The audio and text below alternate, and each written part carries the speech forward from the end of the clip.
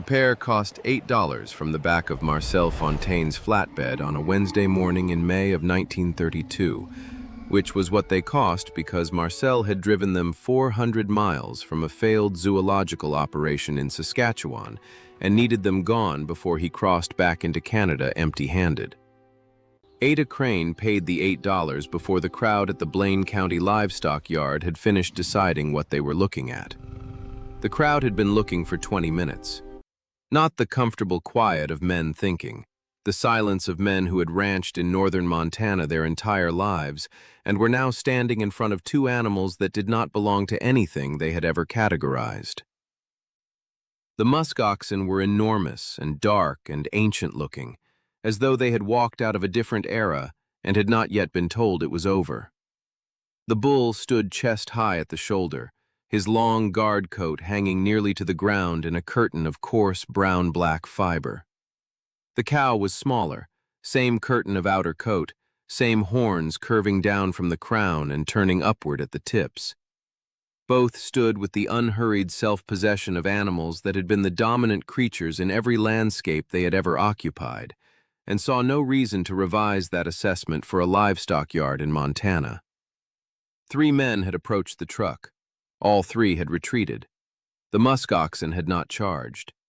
They had simply looked at the approaching men with a quality of attention so complete and ancient and unimpressed that all 3 had found somewhere else to be. Ada walked to the truck alone, stopped 6 feet from the tailgate, and stood still.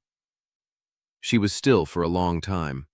Not frozen, still in the particular way she had always been still, what her father called her gift, and her mother called her strangeness, and she had come to understand was simply the way she moved through the world. She breathed slowly. She did not look directly at the animals, and she did not look away. The bull watched her. The cow watched her. After 2 minutes, the cow took 1 step toward the tailgate. Ada paid the $8 and loaded them in her own flatbed with the portable panel she had brought, on the assumption that she would need it. Her name was Ada Crane. She was 25 years old and had been running the Crane homestead alone for 2 years, 150 acres in northern Blaine County, 10 miles from the Canadian border. Good mixed grass country with a strong creek and a north pasture that had always been too cold and exposed for her father's Herefords to use efficiently. She had 20 Hereford cows, a small hay operation, and since November, a plan. She had been corresponding since November with a researcher at the University of Alaska who had studied captive muskox behavior for a decade, and with a Chicago luxury yarn importer named William Haas, whose name she had found in a fiber trade publication. The researcher had answered her first letter with 8 pages. Haas had answered her second letter with a price. The Qiviut was what she was after. The inner undercoat of the musk ox, 11 to 13 microns, finer than cashmere, finer than vicuña, the finest natural fiber available anywhere in the world. It shed naturally each spring and could be combed out by hand during the peak shed weeks. A mature cow produced 3 to 7 pounds per year. All of it, every ounce reaching the luxury yarn market, came from Arctic indigenous communities in Canada and Alaska. The Depression had disrupted the shipping routes. The market had not diminished, the supply had. Haas's price for clean combed Qiviut, $11 per ounce. She had read that number 4 times. 1 pound was 16 ounces. 1 cow in a good shedding year gave 6 pounds. She did the arithmetic at the kitchen table in the January dark and then got up and looked at the north pasture through the window and understood what it was worth. The 6-foot woven wire fence she built alone over 3 weekends in April. The winter shelter against the north barn wall to the researcher's specifications. The feed supplementation plan, high-quality hay plus access to the willow scrub along the creek that the researcher had confirmed musk oxen actively sought. She had come to the livestock yard prepared.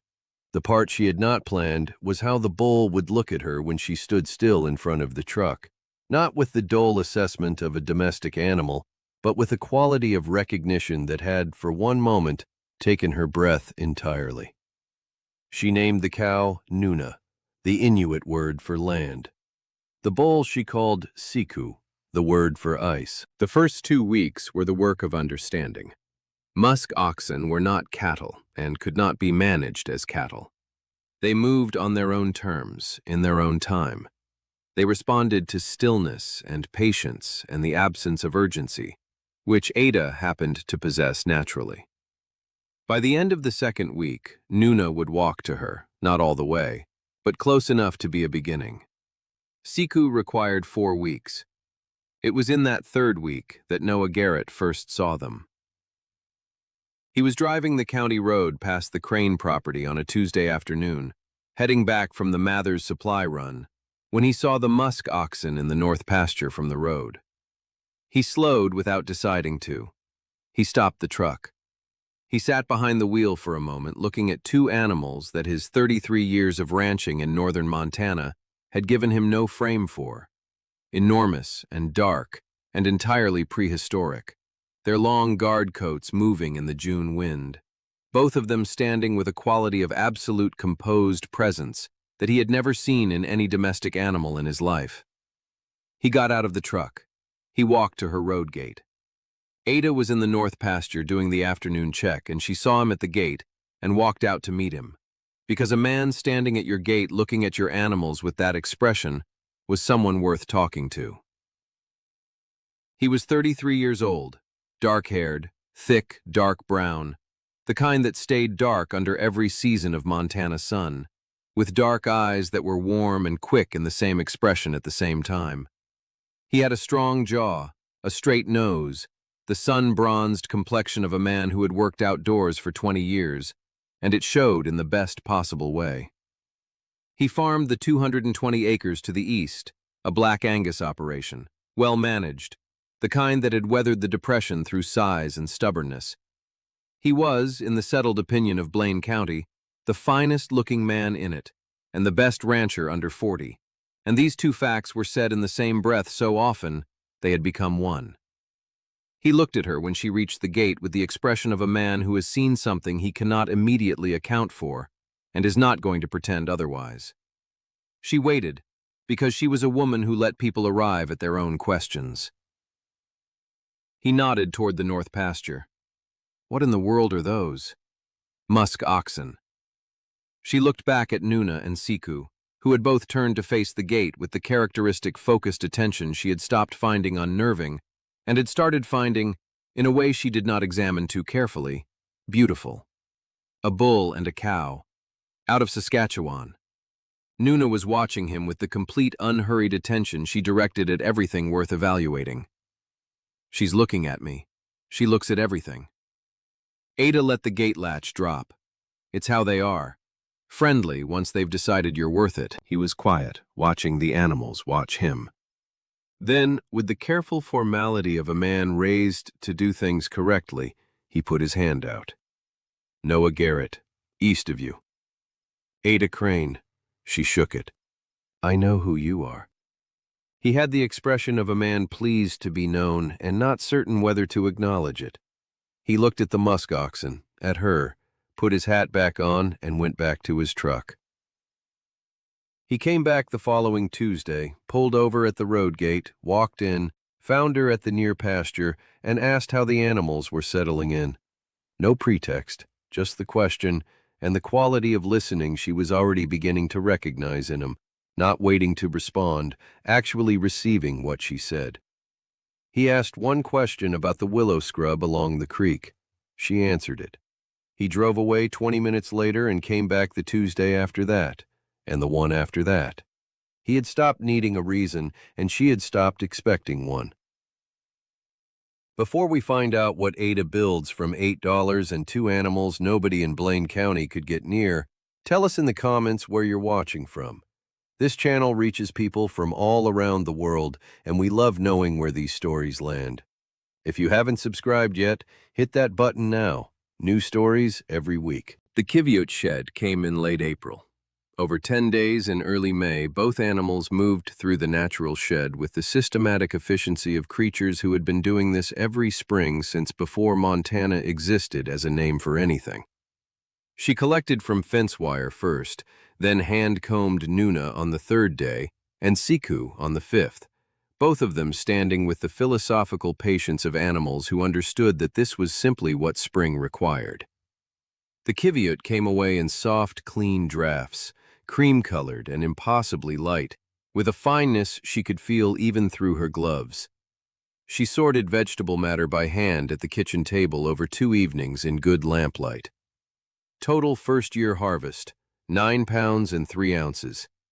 She packaged it to Haas's specifications and shipped it to Chicago by rail on a Monday in late May.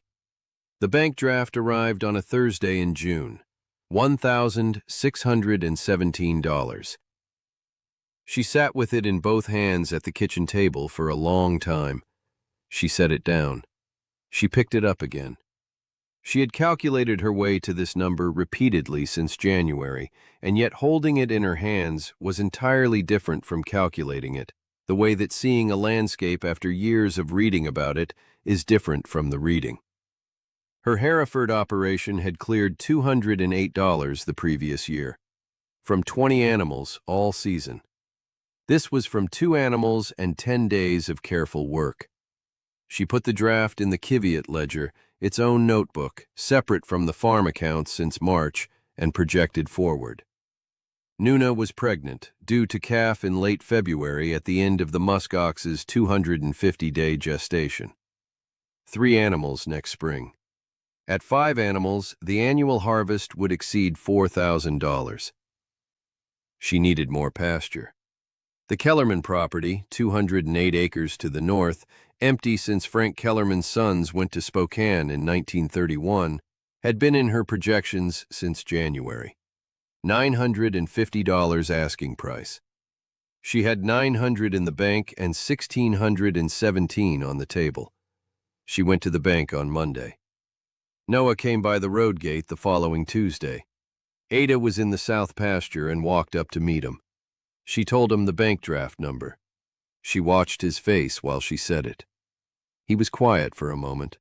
He looked at the north pasture where Nuna and Siku stood in the afternoon light, massive and dark and ancient, entirely indifferent to what they had just produced. His jaw moved once, the way it did when he was processing something he hadn't expected to need to process. Then he looked at her. From 2 animals, 1 spring. She held his gaze. 1 spring. He was quiet again, the thorough kind of quiet, not absence, the complete turning over of something before arriving anywhere. She knew this quality in him already and had come to trust what it produced. The Kellerman place. He got there before she said it. She could see the calculation completing behind his eyes. She looked at him steadily. "I'm buying it Monday." He absorbed that. His eyes went to the north pasture line, to the Kellerman boundary beyond it, to what 208 additional acres would mean for a Qiviut operation already producing $1,600 in its first season. She could see him running the numbers, which was the thing about him she had noticed early and never stopped noticing. He ran the numbers like she did, before he said anything. He turned back to her and something had settled in his face.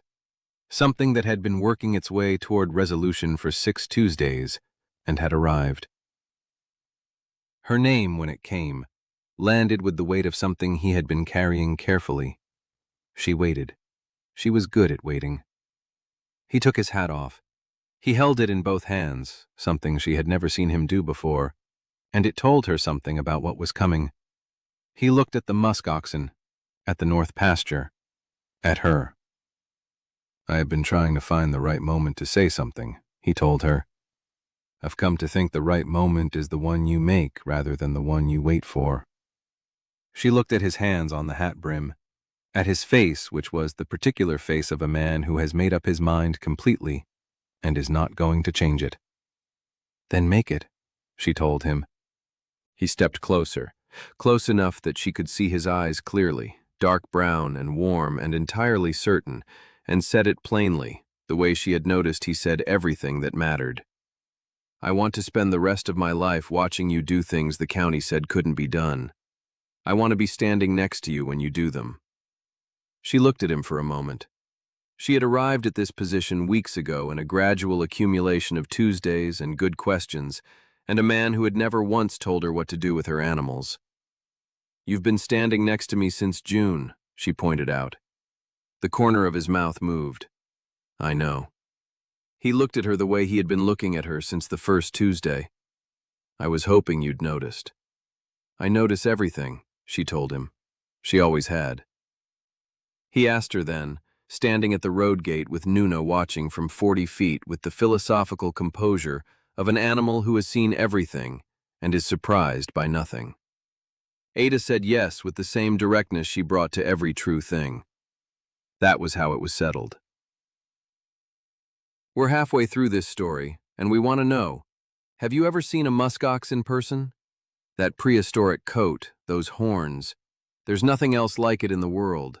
Tell us in the comments. We read every one. And if you haven't subscribed yet, this is your reminder. New stories every week." She bought the Kellerman property on a Monday in June. 208 acres, the creek boundary, the north pasture running all the way to the tree line. $950 in cash, which she had not been able to say in her life before the previous Thursday. She drove home with the deed on the passenger seat and stopped at the new property line, which was now hers, and stood in the June wind and looked at 208 acres of good Montana country that had, as of that morning, become hers. She had not let herself want this directly. Wanting directly was expensive in a decade when not getting had broken better-positioned people than her. She had built toward it through the numbers and the correspondence and every winter evening with the Qiviut ledger open, keeping the wanting inside the arithmetic where it couldn't cost her anything until it was ready to be real. And now it was real. Solid and cold in the June wind, belonging to her the way things belong when you have earned them completely. She stood there until the wind came cold off the Canadian border. Then she got back in the truck and drove home and fed the animals. Nuna calved in late February of 1933, on a night so cold Ada slept in the barn. The calf arrived in the early hours, a small bull, already coated, already working towards standing with the methodical determination of an animal that had not been informed about the temperature. She kept them in the heated shelter for 2 weeks. She named him Atik, the Inuit word for name, a recursive choice she found appropriate. He was on solid feed by April and growing with the steady, unhurried pace of his species.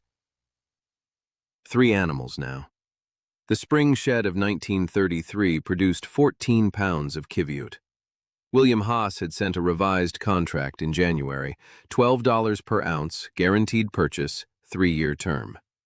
A New York knitwear house had signed a separate agreement at 13 after their designer declared Ada's Qiviut, in a letter Haas forwarded, the finest fiber she had ever worked with. 14 pounds at $12 per ounce, $2,688 from one spring's harvest. She updated the ledger and felt, quietly, in the way she felt things too large for the kitchen table to hold, the particular satisfaction of a person who has been right about something the world said she couldn't be right about, and has the numbers to prove it. They were married in September of 1933 in the Blaine County church, attended by everyone who had formed an opinion about Ada Crane's Musk Oxen, which was everyone.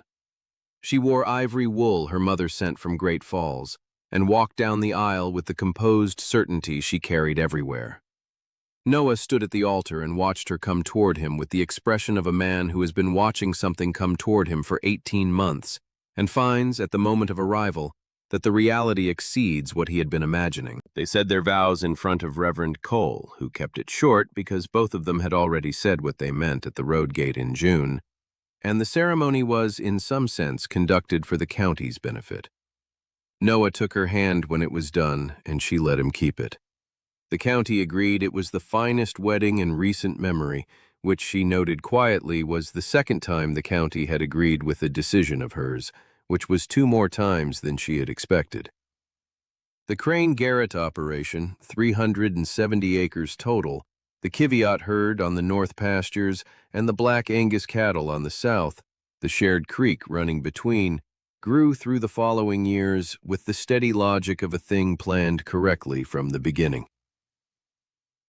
Their son James arrived in the spring of 1934, dark-eyed like his father and still like his mother, a combination that produced from his earliest weeks a child who observed everything and required explanation of nothing. Their daughter Ruth followed in 1936, decided and curious and entirely comfortable being both, which Ada recognized immediately as the most useful possible inheritance. The herd numbered 8 animals by the spring of 1936. The annual Qiviut harvest ran to 27 pounds. At $12 per ounce, the Haas contract renewed at the same price.